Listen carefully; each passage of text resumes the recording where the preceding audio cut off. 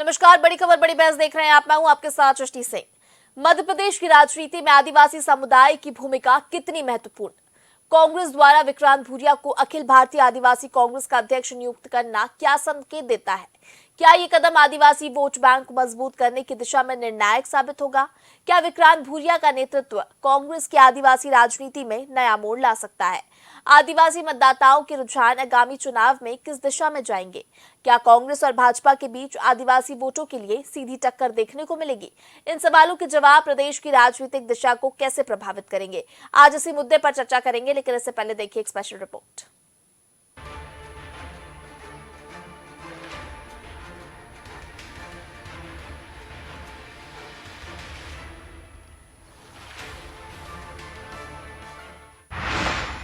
आदिवासी राजनीति का नया समीकरण। विक्रांत भूरिया, कांग्रेस की नई रणनीति। भाजपा कांग्रेस में आदिवासी वोटों की जंग। मध्य प्रदेश में आदिवासी नेतृत्व पर मंथन। मध्य प्रदेश में आदिवासी राजनीति एक बार फिर चर्चा में है। कांग्रेस ने अपने परंपरागत आदिवासी वोट बैंक को बनाए रखने के लिए बड़ा कदम उठाया है। उमंग सिंघार को विधानसभा में नेता प्रतिपक्ष बनाने के बाद पार्टी ने झाबुआ के विधायक और युवा कांग्रेस के पूर्व अध्यक्ष डॉक्टर विक्रांत भूरिया को अखिल भारतीय आदिवासी कांग्रेस का अध्यक्ष नियुक्त किया है। विक्रांत कांग्रेस के वरिष्ठ नेता और पूर्व केंद्रीय मंत्री कांतिलाल भूरिया के पुत्र हैं और दिग्विजय सिंह के कट्टर समर्थक माने जाते हैं। उनकी इस नियुक्ति से स्पष्ट संदेश दिया गया है कि कांग्रेस मध्य प्रदेश, गुजरात और छत्तीसगढ़ जैसे राज्यों में एसटी वर्ग को बेहद महत्वपूर्ण मानती है। 2018 के विधानसभा चुनाव में आदिवासी वर्ग ने भाजपा का साथ छोड़कर कांग्रेस को समर्थन दिया था, जिससे भाजपा की सीटें मात्र 16 पर सिमट गई थी। हालांकि 2023 में भाजपा ने इस वर्ग को पुनः अपने पक्ष में लाने के लिए कई प्रयास किए, जिसमें प्रधानमंत्री नरेंद्र मोदी के बार-बार आदिवासी क्षेत्रों में दौरे भी शामिल थे। इसके बावजूद कांग्रेस ने आदिवासी मतदाताओं के बीच अपनी मजबूत पकड़ बनाए रखी और एसटी आरक्षित 22 सीटों पर जीत दर्ज की।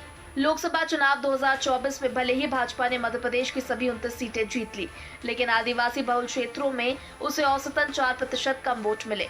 इससे भाजपा को एहसास हुआ कि इस समुदाय में कांग्रेस का प्रभाव बना हुआ है।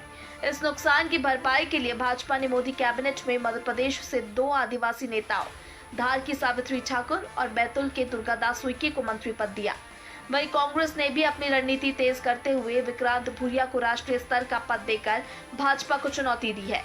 2008 और 2013 में आदिवासी मतदाताओं का झुकाव भाजपा की ओर था, जिससे पार्टी ने क्रमशः 29 और 31 सीटें जीती थी।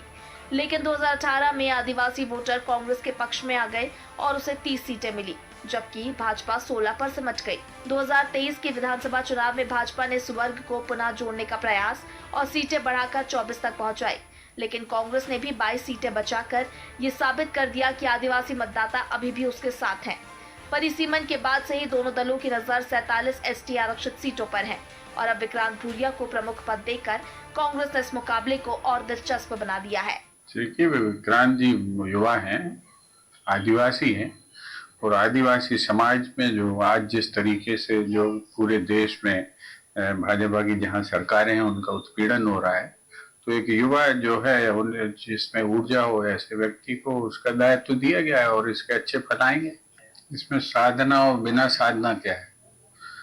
नेतृत्व उसको उनको दिया गया है और वो उस नेतृत्व को लेके आगे बढ़ेंगे और लोगों को जोड़ेंगे।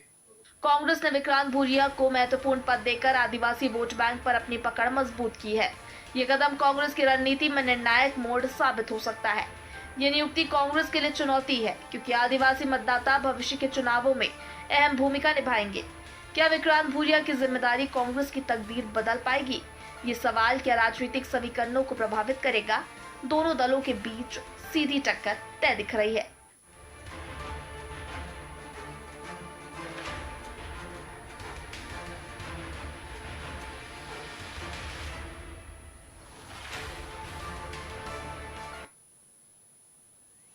चलिए आज इसी मुद्दे पर चर्चा करेंगे। हमारे साथ गेस्ट जुड़ गए, पहले उनसे आपका परिचय करा देते हैं। बीजेपी से हमारे साथ मंत्री जैन जुड़ी हुई है, कांग्रेस से हमारे साथ अंबिका शर्मा जुड़े हुए हैं, वही हमारे साथ वरिष्ठ पत्रकार भानु चौबे जी भी जुड़े हुए हैं।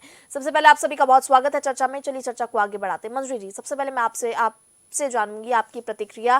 कांग्रेस ने जो अखिल भारतीय आदिवासी कांग्रेस की नियुक्ति की है, यानी अध्यक्ष की नियुक्ति की है और विक्रांत भूरिया को ये बड़ी जिम्मेदारी दी है, कहीं ना कहीं कांग्रेस का ऐसा मानना है कि आदिवासी वोट बैंक पर नजर तो है ही, और उसके साथ ही जो भारतीय जनता पार्टी के 2 मंत्री हैं यानी दुर्गादास उइके और सावित्री ठाकुर, उनको बैलेंस करने के लिए ये कदम माना जा रहा है। आपको क्या लगता है? देखिए, कांग्रेस जो है वो हमेशा से इस वर्ग को उपेक्षित करती रही, जबकि आदिवासी जनसमुदाय के लोगों ने हमेशा कांग्रेस को साथ दिया, लेकिन कांग्रेस ने उनको सिर्फ वोट बैंक की तरह यूज किया। कांग्रेस की पुरानी नीति है कि वह समाज को फूट डालकर अपनी राजनीतिक रोटियां सेकती है। आदिवासी समुदाय को सशक्त बनाने के बजाय कांग्रेस हमेशा उन्हें केवल वोट बैंक की तरह इस्तेमाल करती आई है। अब जब मोदी सरकार ने आदिवासियों को मुख्य काम किए हैं, चाहे वो केंद्र की सरकार हो और चाहे मध्य प्रदेश की सरकार हो। अगर हम बात करें तो आज हमारी भारतीय जनता पार्टी की सरकार है, और मैं समझती हूँ कि भारतीय जनता पार्टी ने यदि सर्वोच्च पद किसी को दिया है तो हमारी जो माननीय द्रौपदी मुर्मू जी हैं, जी, राष्ट्रपति पद को वो सुशोभित कर रही हैं। केंद्रीय मंत्रिमंडल में या मध्य प्रदेश में सभी जगह आदिवासी भाई बहनों के लिए उचित और स्थान दिया है। तो निश्चित तौर पर आदिवासी समुदाय को मुख्य धारा में जोड़ने के लिए लगातार भारतीय जनता पार्टी की सरकारें काम करती रही, लेकिन कांग्रेस जो है वो सिर्फ अच्छा, एक बात बताइए, यदि इतने हिमायती थे तो जब अर्जुन सिंह जी मुख्यमंत्री बन रहे थे उस समय शिव भानु सिंह का नाम था, तो उनके नाम को दरकिनार किया गया और अर्जुन सिंह जी को मुख्यमंत्री बना दिया गया। तो ये शुरू से आदिवासियों को उपेक्षित करती आई है कांग्रेस। अब सिर्फ वोट बैंक की राजनीति के लिए इस तरीके के काम कर रही है, उससे कोई प्रभाव पड़ने वाला नहीं है, क्योंकि आज जनजातीय समुदाय इस बात को समझ चुका है कि कांग्रेस ने उन्हें सिर्फ उपयोग किया है, और भारतीय जनता पार्टी जो है आज जनजातीय समुदाय को हर तरीके से उनके सर्वांगीण विकास के लिए, चाहे वो शैक्षणिक रूप से हो, चाहे वह आर्थिक रूप से हो, चाहे वो राजनीतिक रूप से हो, हर तरीके से सशक्त करने का कार्य यदि किसी ने किया है तो भारतीय जनता पार्टी ने किया है। और दोनों सरकारें लगातार हमारे आदिवासी भाई बहनों के उत्थान के लिए, उनके समुचित विकास के लिए और उनको समाज की मुख्य धारा में जोड़ने के लिए लगातार काम कर रही है। और इनके इस तरीके से जो है उनको बहलाना या फुसलाना या विक्रांत भूरिया जी को पहले तो इन्होंने उपेक्षित कर दिया था, अब जब इनको ये दिख रहा है कि कहीं ना कहीं भारतीय जनता पार्टी की सरकारें जो है वो राजनीति से उठकर सभी समाज के लोगों को, जो उपेक्षित हैं, जो पिछड़े हैं, उनको आगे बढ़ाने का कार्य कर रही है, तो निश्चित तौर पर अब इनके पैरों तले जो है वो जमीन खिसक रही है। तो अब इस तरीके से कोई भी नियुक्ति करने से कोई बहुत बड़ा कोई फर्क पड़ने वाला नहीं। पर इस बात से मंजरी जी इनकार भी नहीं किया जा सकता कि देखिए 2018 की अगर बात करें तो विधानसभा चुनावों के अगर हम परिणामों की बात करें तो आदिवासी वोट बैंक का अच्छा खासा समर्थन मिला था कांग्रेस पार्टी को, और 2023 में भी जब चुनाव हुए तो यहाँ पर भी 22 सीटों पर, यानी 22 सीटों पर जब कांग्रेस से जीत, आरक्षित सीटों की मैं बात कर रही हूँ, 22 सीटों पर जब जीत दर्ज की है कांग्रेस ने, तो यहाँ पर भी हम कह सकते हैं कि आदिवासी vote bank Bharatiya Janata party ने जरूर अच्छी खासी बम्पर जीत मिली भारतीय जनता पार्टी को, लेकिन आदिवासी समर्थन कांग्रेस को मिला है, इस बात से इनकार नहीं किया जा सकता। देखिए 2018 में जैसे हमारे आदिवासी भाई बहन छोटे छोटे भूखंडों में कृषि करते हैं, उस समय इन्होंने झूठ बोला था कि हम जो है वो कर्ज माफ कर देंगे किसानों का, तो वो झूठ के बहकावे में आए। इन्होंने ये कहा था कि हम 4,000 रुपए माह बेरोजगारों को देंगे, बेरोजगारी भत्ता देंगे, वो झूठ बोला। अब इनके झूठ में हमारे जो भाई बहन है वो फंसने वाले नहीं है। भारतीय जनता पार्टी ने कहा है कि हमारी 4 जाति है, महिला, युवा और पिछड़ा और किसान, इन सब के लिए, जो गरीब है उन सब के लिए जन कल्याणकारी योजनाएं चल रही है। उनको चारों स्तंभ को मजबूत करने के लिए, ताकि देश की अर्थव्यवस्था बढ़े, देश मजबूत हो, तो इन चारों स्तंभों को मजबूत करना जरूरी है। तो निश्चित तौर पर हमारी जो भारतीय जनता पार्टी की सरकार जो है वो इसी गाइडलाइन से अपना काम कर रही है। और आने वाले समय में आप देखिएगा, आज जो है जनजातीय समुदाय के भाई बहन ये समझ चुके हैं कि इन्होंने सिर्फ उपयोग किया। और इसके अलावा बताइए, कांग्रेस के शासनकाल में इन्होंने कौन सी ऐसी योजनाएं थी जो जनजातीय समुदाय के उत्थान के लिए, उनके विकास के लिए, उनके शिक्षा के लिए, उनके आर्थिक उत्थान के लिए इन्होंने कौन सा काम किया था। लेकिन आज भारतीय जनता पार्टी न केवल कहती है बल्कि करके दिखाती है, और इसलिए आज हर वर्ग के लोगों को मोदी जी के ऊपर भरोसा है। और इसलिए कहा जाता है तो मोदी है तो मुमकिन है, क्योंकि विश्वास तब होता है जब उन्होंने जो कहा वो करके दिखाया। तो लोग कहते हैं कि मोदी है तो मुमकिन है।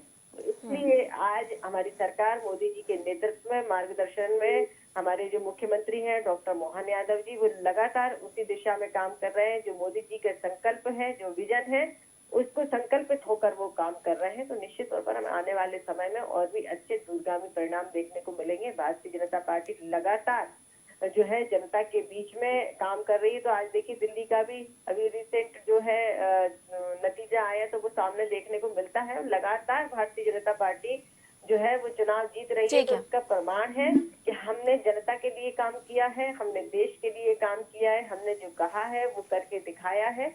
तो इसलिए आज जनता भी भरोसा करती है। ठीक है मंजरी जी, चलिए अंबिका जी आपके पास आऊंगी, यही सवाल लेकर आपकी प्रतिक्रिया जानूंगी कि जब कांग्रेस ने अखिल भारतीय आदिवासी कांग्रेस का अध्यक्ष विक्रांत भूरिया को नियुक्त किया है और भारतीय जनता पार्टी के जो 2 मंत्री हैं, यानी केंद्र में जो मंत्री हैं दुर्गादास उइके और सावित्री ठाकुर, क्या उनको ये बैलेंस करने के लिए रणनीति है?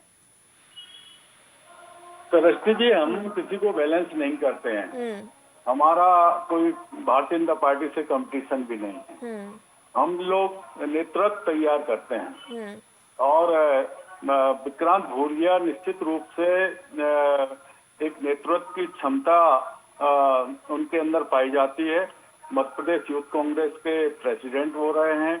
उनके पिताजी कांतिलाल भूरिया जी वो प्रदेश अध्यक्ष रहे हैं कांग्रेस कमेटी के। और आज विक्रांत भूरिया के ऊर्जावान नेतृत्व में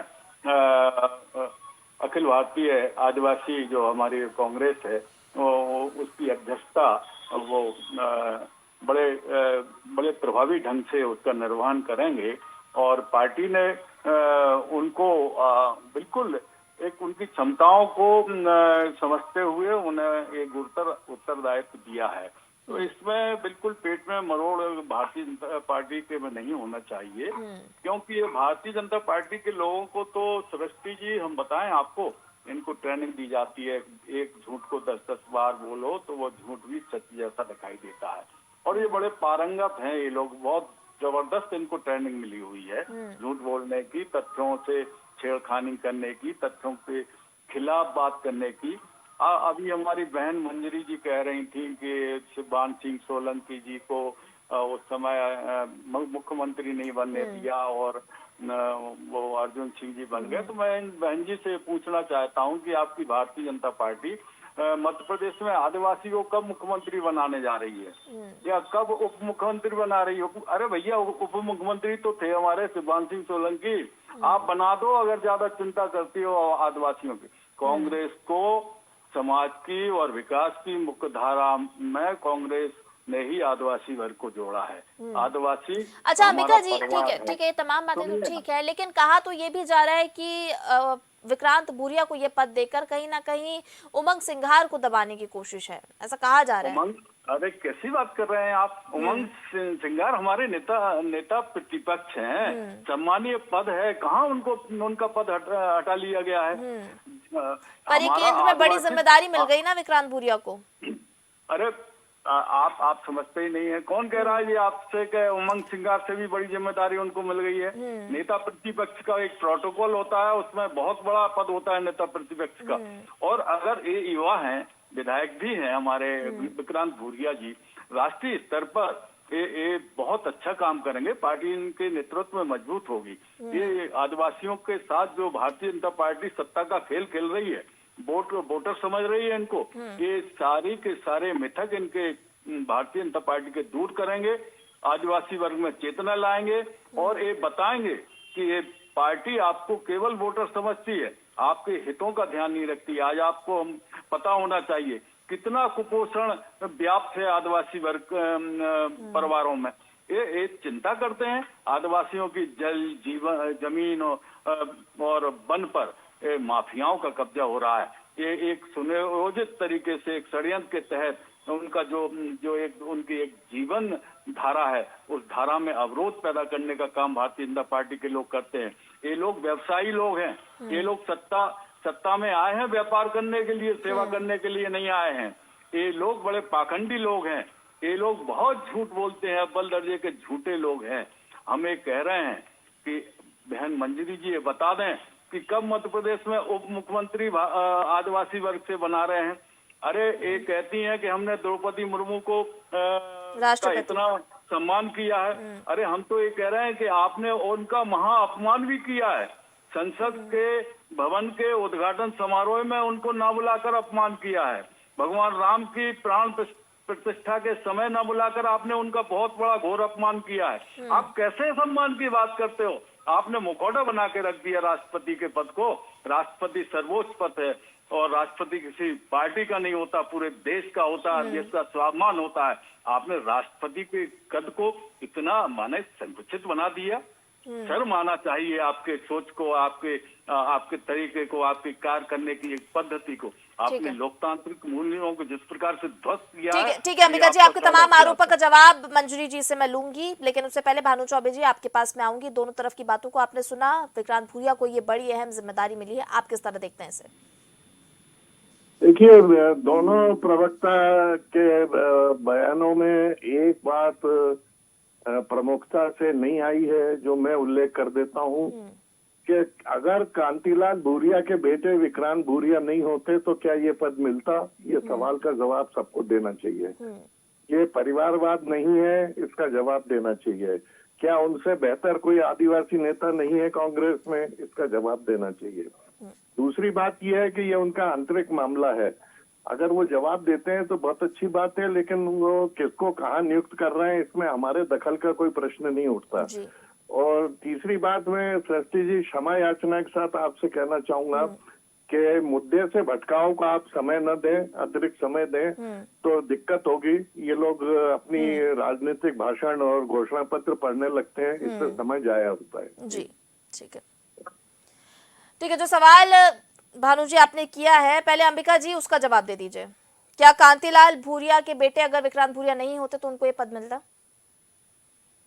क्या आप फिर से दोहराएं प्रश्न? जो भानु जी ने सवाल किया है वही सवाल मैं आपके पास लेकर आ रही हूँ कि कांतिलाल भूरिया के अगर बेटे नहीं होते विक्रांत भूरिया, तभी आप उनको इतना सक्षम मानते और ये पद देते? नहीं, ऐसा नहीं है। नहीं है ना, ऐसा वही बात था। अरे अमित शाह जी के बेटे क्रिकेट कंट्रोल बोर्ड के वो हैं, बीसीसीआई के हेड है। ऐसी क्या बात है? ये कोई ये हमारे यहाँ क्राइटेरिया नहीं है। नहीं तो क्या ये परिवारवाद नहीं है? नहीं, बिल्कुल परिवारवाद नहीं है। हम तो भारतीय जनता पार्टी में बहुत सारे लोगों को बताएंगे ये परिवारवाद नहीं है क्या। सिंधिया जी भी बहुत बड़े लीडर हैं, वसुंधरा राजे भी बहुत बड़ी लीडर हैं, यशोधरा राजे भी बहुत बड़ी लीडर हैं। तो ये भारतीय जनता पार्टी का चरित्र नहीं है क्या? भारतीय जनता पार्टी में परिवारवाद नहीं पाया जाता है कि अगर यही परिवारवाद है। हमारे यहाँ योग्यता के आधार पर जिम्मेदारियां दी जाती हैं और वो विक्रांत भूरिया ने बड़ी कुशलता पूर्वक मध्य प्रदेश के यूथ कांग्रेस के अध्यक्ष के पद का निर्वहन किया है और बिल्कुल एक युवाओं के रोल मॉडल है विक्रांत भूरिया। बहुत अच्छे आदिवासी नेता हैं, हमारे एक सजग विधायक है मध्य प्रदेश के। उनको जिम्मेदारी देके ऐसी कोई बात नहीं है। ठीक है मंत्री जी, आप सहमत हैं अंबिका जी की बात से? जो तमाम आरोप उन्होंने लगाया उस पर कमेंट दे दीजिए। परिवारवाद तो इनकी रग रग में भरा है, क्योंकि वो ऊपर से ही शुरू होता है। इनका प्रथम परिवार है जिसकी ये पूजा करते हैं, जिसकी ये अर्चना करते हैं, तो ये तो इनकी संस्कृति में और परंपरा में शामिल है।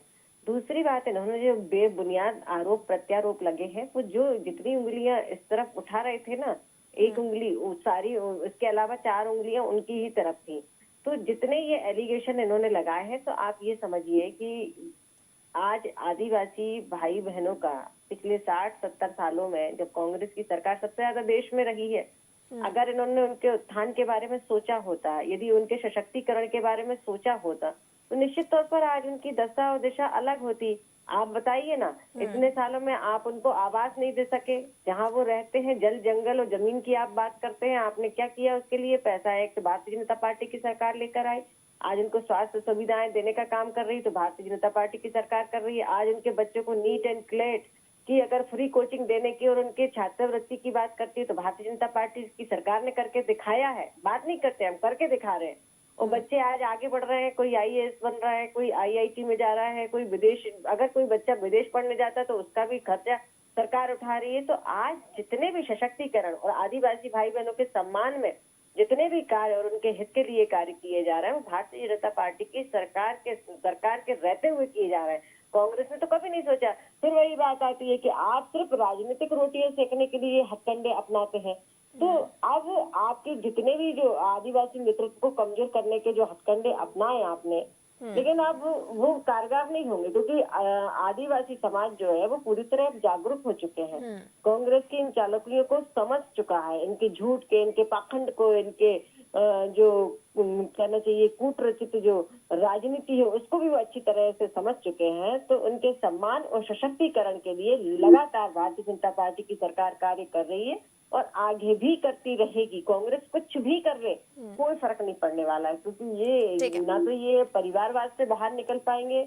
और देखिए दो चीजें बहुत विचारधारा का एक बहुत बड़ा फर्क है इसमें कि भारतीय जनता पार्टी जहाँ कहती है राष्ट्र प्रथम और जन कल्याण, हम दो चीजों पर बात करते हैं और उसी विचारधारा पे आज हमारी पार्टियां काम कर रही हैं। क्योंकि हमें तो जिन लोगों ने पार्टी को मजबूत खड़ा किया, उसकी आधारशिला रखी, तो उन्होंने ये मंत्र दिया था अंत्योदय और राष्ट्र प्रथम।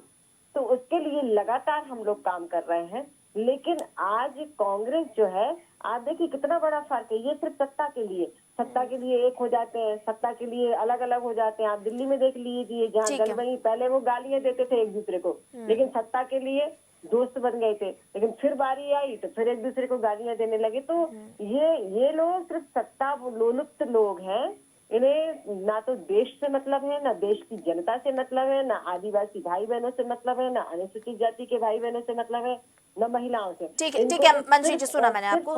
जी आपके जवाबों को भी सुना। अंबिका जी, आपको आपके जवाब मंजरी जी ने दिए। भानु जी, एक छोटा सा कमेंट मेरा आपसे रहेगा कि ऐसा भी कहा जा रहा है कि दिग्विजय सिंह और जीतू पटवारी मिलकर विक्रांत भूरिया की जो नियुक्ति हुई है उसको लेकर कुछ फ्यूचर पॉलिटिक्स की भी तैयारी है।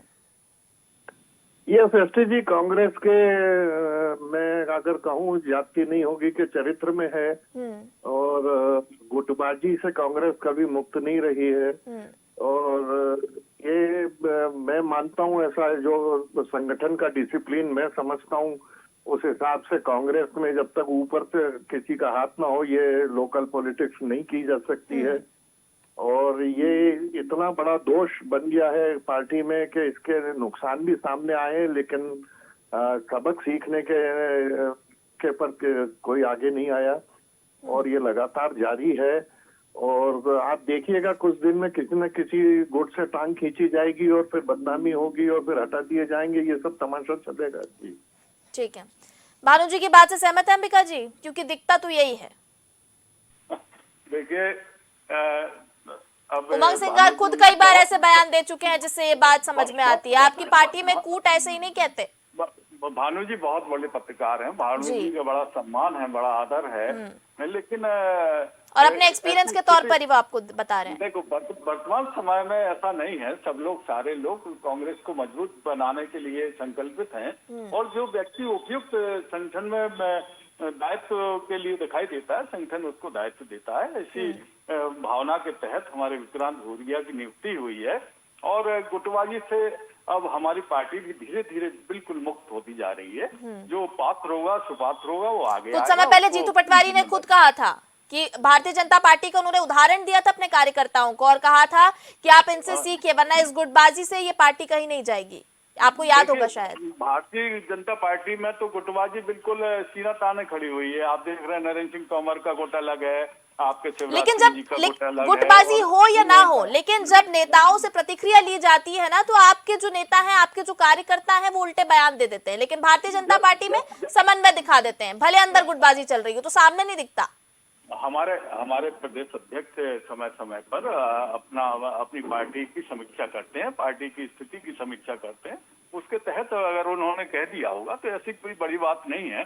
लेकिन आज की जो स्थिति है उसके अनुसार पार्टी पूरी तरह से एकजुट है और पार्टी मजबूती के लिए सारे वरिष्ठ नेता हमारे प्रदेश अध्यक्ष को अपना समर्थन दे रहे हैं। पार्टी मजबूती के साथ आगे बढ़ रही है और भारतीय जनता पार्टी की जो नाकामियां हैं उनको एक्सपोज कर रही है। ठीक है, एकजुटता की आप बात कर रहे हैं, हम भी यही उम्मीद करते हैं कि विपक्ष एकजुट होकर काम करे, जिससे जो मध्य प्रदेश में राजनीति यानी एक अच्छा विपक्ष हमें देखने को मिले। फिलहाल इस चर्चा को यहीं विराम देंगे। हमारे सभी गेस्ट का हमारे साथ जुड़ने के लिए बहुत धन्यवाद। मंजू जी आपका बहुत धन्यवाद, भानु जी आपका बहुत धन्यवाद, अंबिका जी आपका भी बहुत धन्यवाद चर्चा में जुड़ने के लिए। तो बिल्कुल विक्रांत भूरिया को जो ये नई जिम्मेदारी दी गई है, यानी आपको बता दें उनको यूथ कांग्रेस अध्यक्ष पे पहले वो थे, अब उसके बाद उनको एक अध्यक्ष पद यानी केंद्रीय लेवल पर उनको ये बड़ी जिम्मेदारी दी गई है, जिस पर कई तरह के सवाल तो खड़े हो रहे हैं। लेकिन इसके बाद अब देखना होगा कि आगे की राजनीति पर क्या कुछ कांग्रेस बदलाव करती है। फिलहाल बड़ी खबर बड़ी बहस में इतना ही। मुझे दीजिए इजाजत, आप देखते रहिए DNN। नमस्कार।